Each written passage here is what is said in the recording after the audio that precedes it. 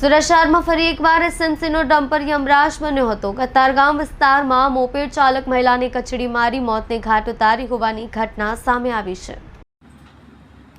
બેફામ રીતે દોડતા એસએમસીના ડમ્પરે મહિલાનો ભોગ લીધો છે। કતારગામ વિસ્તારમાં સર્જાયેલા અકસ્માતમાં મોપેડ ચાલક મહિલાનું મોત નીપજ્યું છે। કતારગામ જવાના માર્ગે ગમખ્વાર અકસ્માત સર્જાતા લોકોના ટોળે ટોળા જમા થઈ ગયા હતા।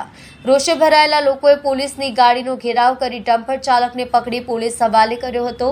છેલ્લા ઘણા સમયથી ડમ્પર ચાલક લોકોને ઉતારી મોતને ઘાટ ઉતારી રહ્યા હોવાના સમાચાર સાંભળવા મળી રહ્યા છે। પીક અવર્સના સમયે બેફામ દોડતા ભારે વાહનોને લીધે ટ્રાફિક પોલીસની કામગીરી પર અનેક સવાલો ઉઠી રહ્યા છે। સુરત શહેરમાં ફરી એકવાર મનપાનો ડમ્પર યમરાજ બન્યો છે। આજે સવારે કતારગામ વિસ્તારમાં બેફામ મળેલા ડમ્પરે રસ્તા પરથી પસાર થઈ રહેલી મોપેડ સવાર મહિલાને કચડી મારી હતી।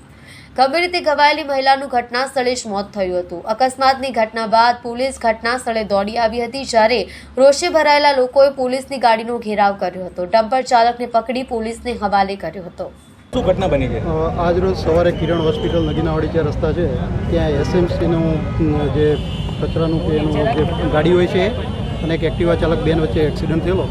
એમાં એક્ટિવા ચાલક બેનનું ફેટલ થઈ ગયેલું છે અને જે ગાડીનો ડ્રાઈવર છે એને પોલીસ સ્ટેશન લઈ જઈને અટકાયત કરવામાં આવી છે અને આગળની કાર્યવાહી ચાલુ છે। ડ્રાઈવર કે નશાની હાલતમાં નહીં, અત્યારે પોલીસ સ્ટેશન લઈ ગયા છે, તપાસનો વિષય છે। આગળ જે મેડિકલ ટેસ્ટ કરાવવાના થશે એ કરાવી અને કાર્યવાહી કરવાની છે। ઓકે।